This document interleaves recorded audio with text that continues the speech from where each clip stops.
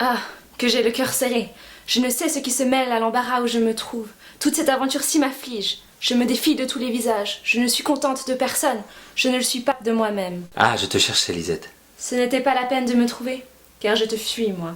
Arrête donc, Lisette. J'ai à te parler pour la dernière fois. Il s'agit d'une chose de conséquence qui regarde tes maîtres. Va la dire à eux-mêmes. Je ne te vois jamais que tu me chagrines. Laisse-moi. Je t'en offre autant, mais écoute-moi, te dis-je.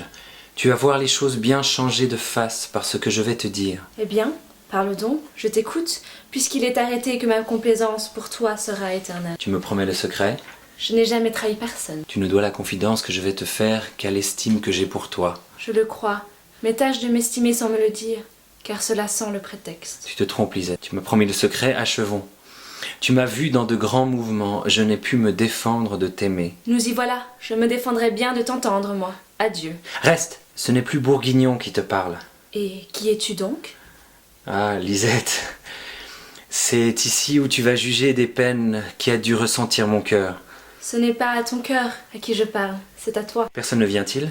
Non. L'état où sont les choses me force à te le dire. Je suis trop honnête homme pour n'en pas arrêter le cours. Soit. Sache que celui qui est avec ta maîtresse n'est pas ce qu'on pense. Qui est-il donc? Un valet. Après? C'est moi qui suis Dorante. Ah, je vois clair dans mon cœur.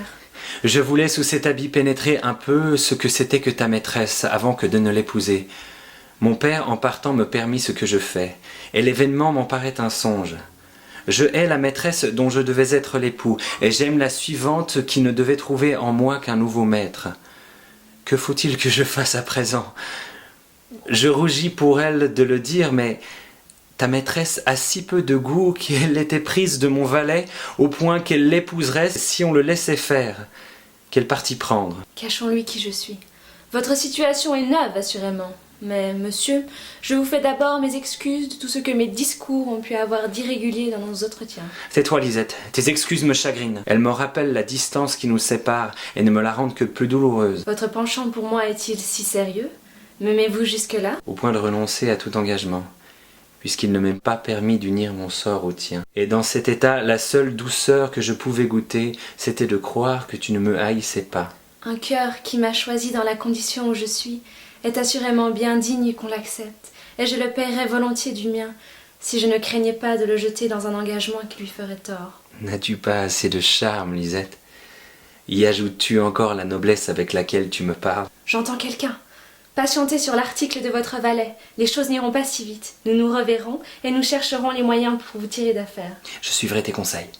Allons, j'avais grand besoin que ce fût là Dorante.